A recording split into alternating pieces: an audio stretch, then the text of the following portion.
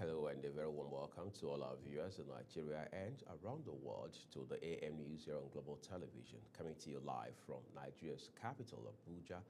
I am Uyi Agmofwebe, reminding our viewers that we are on DSTV channel 365 and Star Times channel 276. The Senate has confirmed the service chiefs appointed by President Bola Tinubu. The confirmation follows the screening of the Chief of Defense Staff and the service chiefs in Abuja. A National Assembly correspondent, Topsy Gimba, has details. And Air Vice Marshal Sunday Kelvin Aneke, Chief of Air Staff. Speaking before the nominees were screened, the President of the Senate, Godswill Akpabio, said only a few questions will be asked and they will go into a closed-door session to interact with the service chiefs on national security matters not meant for the public knowledge. On issues of communities that are ravaged by banditry, terrorism, or Boko Haram. And that, security is something we should discuss behind closed doors so that we will not be misquoted. The first to take the podium was the Chief of Defense Staff, CDS, Lieutenant General Olufemi Oloyede, where he presented his records in the service.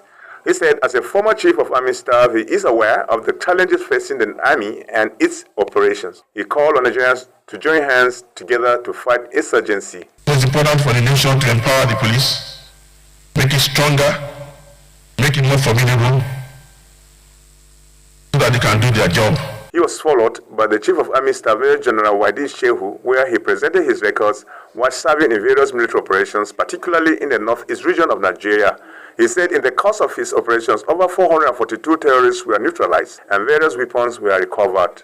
He assured Nigerians that more will be achieved in the fight against terrorism and banditry in the country. I have been privileged to have various honors and awards ranging from the Meritorious Service Star, the Grand Service Star, that culminated with the Field Command Medal, Field Command Medal of Honor, and the Nigerian Army Outstanding Operation Medals. Also standing at the podium was the Rear Admiral Idi Abbas, Chief of Naval Staff. He said he has served in various capacities and pledged to do more in his new role to free Nigeria waterways from criminal elements. To my mind, may remind relatives and family members of those that they have named to think in another direction. The Chief of Air Staff, Air Vice Marshal Sunday Kelvin Aneke, presented his records of service as an air officer.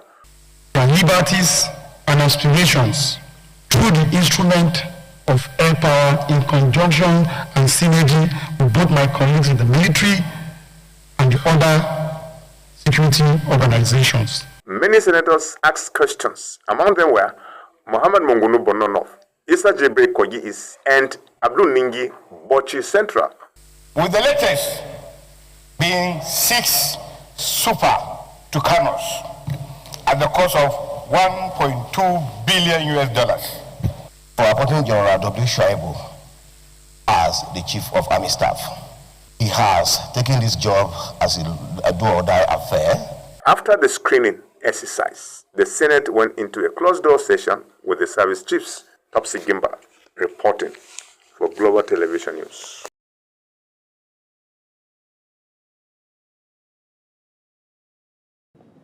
Well, thank you so very much, Topsy. The push to create a legislative security directorate in Nigeria's National Assembly is gaining momentum. State assemblies and military staff are backing the proposal, but some security agencies warn it could create conflict in the system. Our National Assembly correspondent, Anieti Patrick, has details.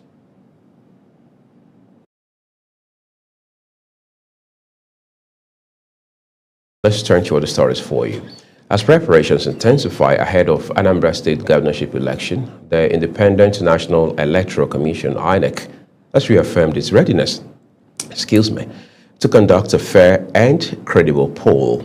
The Commission, in collaboration with the Interagency Consultative Committee on Election Security, says all necessary measures have been put in place to ensure a peaceful exercise. Sadiel Yakubu has details. The Independent National Electoral Commission, in partnership with the Office of the National Security Advisor, convened the regular quarterly meeting of the Interagency Consultative Committee on Election Security in Abuja as part of final preparations for the Anambra governorship election. Welcoming participant, INEC Chairman Professor Josh Amopita expressed appreciation to members of the security and intelligence community for their continued collaboration, describing the meeting as a crucial step in ensuring a safe and credible electoral process. As we are all aware, the Anambra election is scheduled for Saturday, 8th day of November 2025, just 11 days away. Following a week-long comprehensive readiness assessment conducted across the states, the Commission is confident in affirming its full preparedness for the polls. The election just 11 days away, Professor Amopita announced that INEC has completed a comprehensive readiness assessment across Anambra State, expressing confidence that the Commission is fully prepared for the November 8th poll. The INEC chairman commended the efforts of security agencies in creating a safe environment, emphasizing that credible elections are only possible where security is granted. Representative of the Police, Department for State Security, and the Nigerian Security and Civil Defense Corps, and the military assured of robust deployment and coordinated patrols before, during, and after the election, pledging to maintain law and order across all polling areas. Representing the National Security Advisor, Nuri Bado, Director of Internal Security, Hassan Yahya Abdullahi, highlighted the extensive security arrangements put in place to deter violence and ensure a smooth process. Any form of violence during the elections will be met with strong, uncompromising response. Nigerian Police, the lead agency for election security, along with other security agencies, stands prepared and resolute to maintain a secure environment during the Anambra State governorship election. We call upon all citizens to collaborate and commit to a peaceful electoral process. The Nigerian Police Force, as the lead agency for election security, reaffirmed its readiness to safeguard voters and election officials, urging citizens to conduct themselves peacefully and uphold democratic values throughout the process. Sadia Yakubu, reporting for Global Television. Well, thank you so much, Sadia. Nigeria and the European Union have resolved to strengthen diplomatic relations and chart a new chapter in interstate and interparliamentary relations. Ramsey Enoch Agbo reports. Nigeria has become the 77th shareholder of the European Bank for Reconstruction and Development, EBRD, as part of efforts to deepen its long-standing partnership with the European Union, EU. The Minister of Foreign Affairs, Yusuf Tuga, announced this during a meeting with a visiting delegation from the European Parliament's Foreign Affairs Committee in Abuja. We have a lot of lessons to learn from the European Union, that incidentally also is still talking about how to integrate more. So it gives us hope, and it is clearly a model that we seek to emulate, and we are rest assured here to do whatever is necessary to strengthen those ties, the existing ties, and to continue to work and collaborate with the European Union. Speaking on behalf of the delegation, David McAllister, a member of the European Parliament's Foreign Affairs Committee, said the 6-member team was visiting Nigeria to better understand developments in Africa, particularly in West Africa, as he described Nigeria as a strategic partner and a major political and economic power in the region. Nigeria is considered as a strategic partner for the European Union. We have a long-lasting, good and close relationship based on shared values and also on joint interests. The European Parliament's Foreign Affairs Committee travels with smaller delegations a few times a year to other parts of the world, and we mainly travel to get to know better the countries, to understand better the challenges these countries are facing, also the opportunities these countries have, and we are also there to very carefully listen. The visit was a reflection of Europe's recognition of Nigeria's central role in Africa's future. Ramsey Enoch Agbo reporting for Global TV News.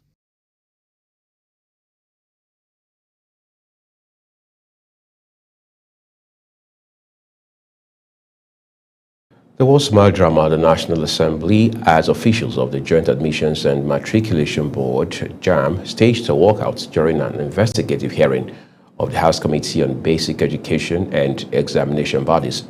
The inquiry, chaired by Oboku Ofoji, was convened to scrutinize the board's 2023 and 2024 budget performance, its remittances to the federal government, as well as bank settlement statements detailing revenue inflows and expenditures. National Assembly correspondent Aniete Patrick now reports for us.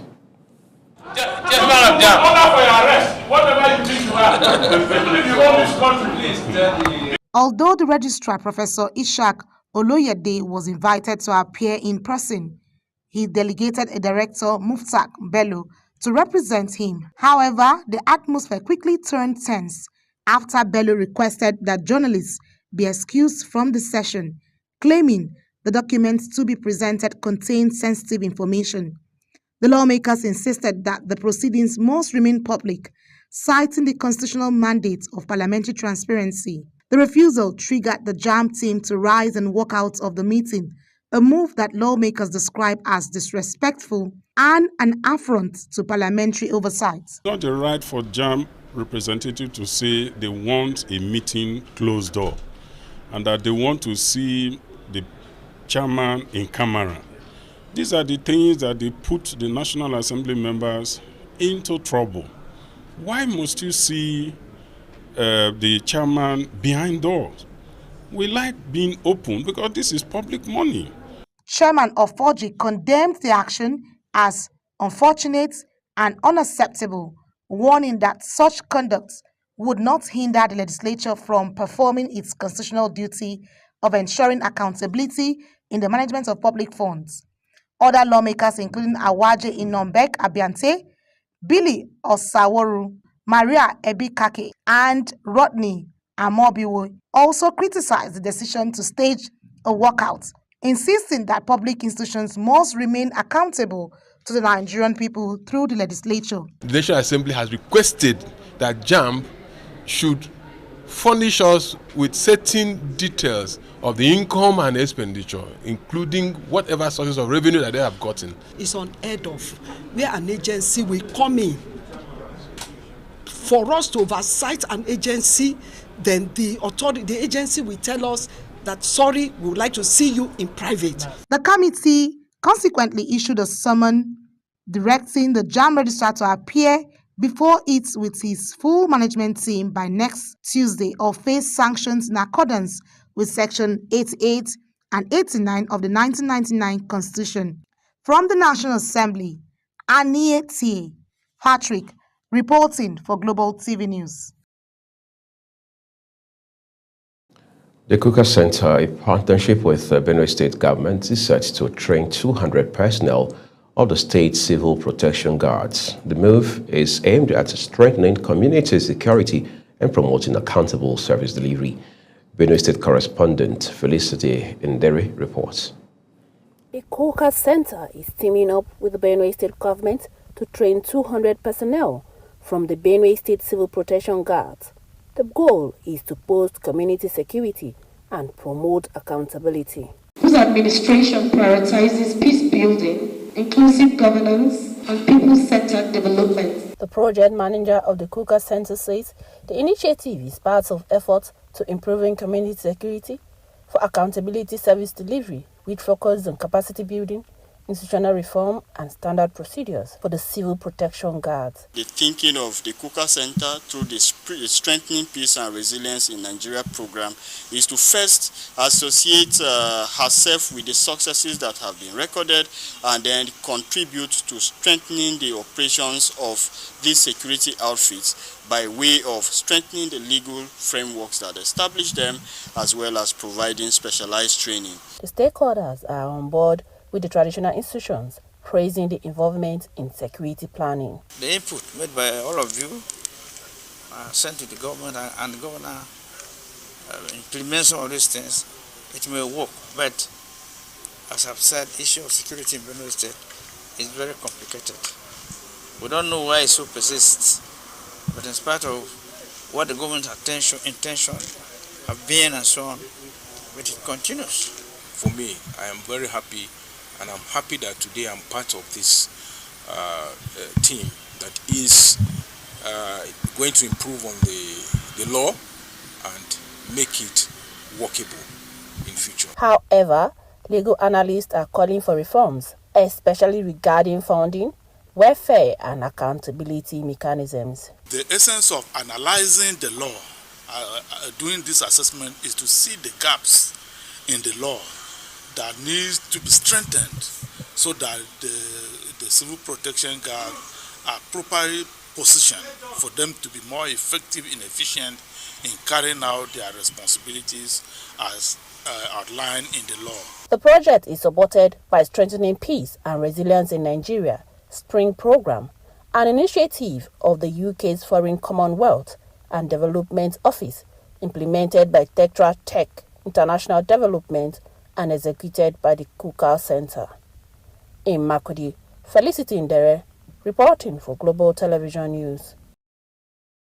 Away from Benue State now, the National Drug Law Enforcement Agency, NDLEA, has promoted several of its officers in recognition of their dedication and exceptional service. The decoration ceremony took place at the agency's headquarters in Abuja. Our correspondent, Sadia Yakubu, reports. The National Drug Law Enforcement Agency has once again recognized excellence within its ranks as officers and men of the agency were promoted to new positions in a ceremony aimed at boosting morale and reinforcing commitment to duty. Chairman and Chief Executive of the agency, Brigadier General Muhammad Buba Marwa, retired, said the agency has consistently upheld the tradition of rewarding outstanding performance through promotions and commendations over the past 4 years. We celebrate those who, despite facing immense danger and relentless temptation, chose the path of honor, integrity, selflessness, and uncompromising adherence to our mandate. He said the ceremony is not only about their achievements, but reaffirms the agency's belief in hard work, loyalty, and integrity in the service of the nation. Brigadier General Marwa described the fight against drug trafficking and abuse as a major national challenge, warning that the menace fuels other crimes such as terrorism, banditry, and corruption. On our two major planks of drug demand reduction and drug supply reduction, leading to 45,853 arrests, seizure of over 8.5 million kilograms of assorted illicit drugs, and conviction of 9,263 offenders. He described abuse and trafficking as a threat to the social fabric, economic stability, and national security of Nigeria. The NDLEA boss emphasized the need to sustain the morale of officers through incentives, training, and continuous professional development for operational excellence. Among dignitaries at the event were members of the House of Representatives and senior government officials who commended the agency for its unwavering efforts in combating drug-related crimes. Sadia Yakubu, reporting for Global Television News.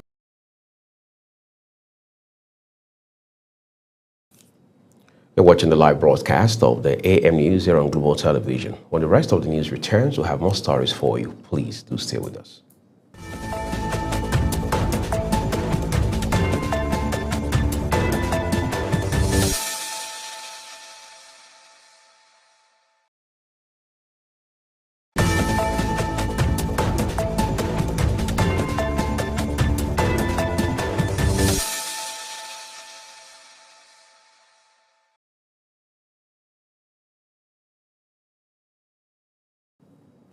Well, thank you for staying with us. The second part of this news broadcast now returns with business. The House of Representatives has approved President Bola Tinubu's request to secure over $2.3 billion from the international capital market to partly finance the 2025 budget deficit and refinance Nigeria's maturing Eurobonds. The lawmakers also gave the nod for the federal government's debut sovereign sukuk issuance of up to $500 million as part of a new external borrowing plan amounting to 1.84 trillion naira to support the 9.27 trillion naira budget shortfall. National Assembly correspondent Anyeche Patrick has the rest of the story. The President's request is titled Request for the Resolution of the National Assembly to Implement New External Borrowing in the 2025 Appropriation Act, refinance maturing Eurobonds, and issue debt sovereign sukuk in the international capital market.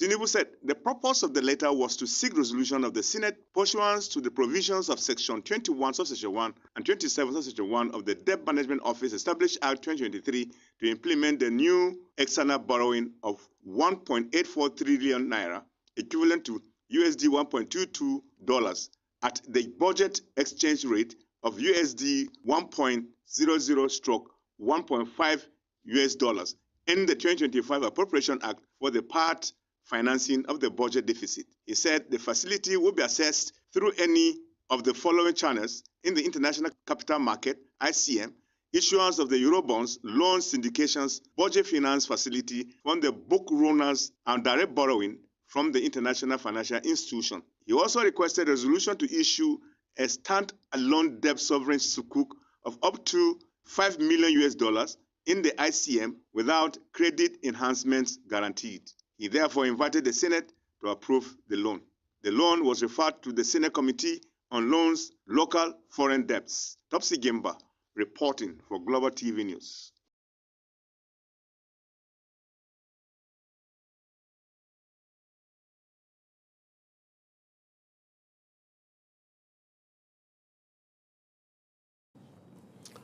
A sincere apologies. That story was brought to you by Topsy Gemba.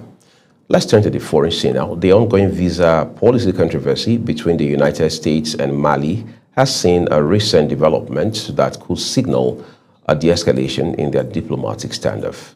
Our correspondent, Deacon Michael, examines the situation.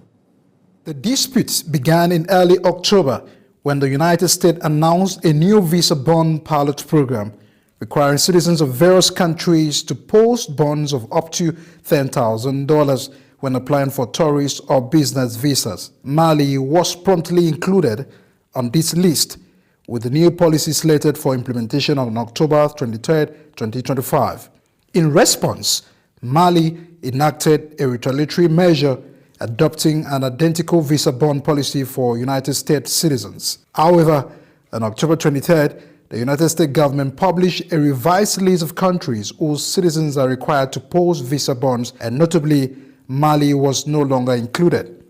This change indicates a relaxation of the United States visa policy stance towards Mali amid ongoing diplomatic negotiations. Reacting to the development, Hein Dunkham, senior lecturer at Teesside University, urged the United States to review and possibly modify the policy to prevent it from disproportionately affecting certain nationalities. I think actually this is very concerning, because obviously after the tariffs that have been imposed by Donald Trump, we are entering a new phase now where these restrictions could enter the U.S. and other countries into what we describe as immigration or visas as well, war, which can as well lead to restrictions on American citizens entering these countries. So I think this is really concerning. Washington has used visa policies as a means of political pressure on several African nations in the past couple of months. But this recent decision is seen as a positive step towards improving the bilateral relations, potentially easing travel restrictions and promoting increased cooperation. But nations have yet to make official statement on the matter, but analysts suggest that this move could pave the way for further diplomatic and economic engagement. Deacon Michael reporting for Global TV News. Let's turn to sports quickly. As the countdown to the 27th Nigerian University Games NUGA 2025 intensifies, presidential candidates of Labour Party in 2023 election, Peter Obi, has pledged his support for the Games to be hosted by the University of Jos. He made the pledge when the local organizing committee of the NUGA 2025 paid him a courtesy visit in Abuja. Sports correspondent Ramsey Enoch now reports. The visit is part of an effort to promote the game of sport among Nigerians of all categories, which will build up a hub for sports development at all levels. The 2023 presidential candidate of the Labour Party, Mr. Peter Obi, pledged his commitment and support for the National University Games, that is NUGA 2025, which is scheduled to hold from the 6th to the 16th of November in Jos, Plateau State. Sports remains a critical component of our development. Sports today, as everybody knows, in all parts of the world, have become an engine of growth because jobs, employment, careers of people, it goes a long way in unifying any place, especially in Nigeria. The chairman of the organizing committee, Goshen Bella, during the visit gave a breakdown of the activities and infrastructural setup for the smooth running of the games. As being a lover of sports, and you have passion for youths in the country, we are here also to honor you as an ambassador of the games. In a nutshell, the game has a lot of benefits for the youths of Nigeria. And most importantly, there are other legacy projects that would outlive the games. Notably among them is that infrastructure, which is being built and is ongoing. It's going to house any international tournament. Ramsey Enoch reporting for Global TV News. The countdown has begun to NUGA 2025. Thank you, Ramsey. That's how we end it on the AM News. Thank you so very much for watching. Coming up shortly is Global Morning.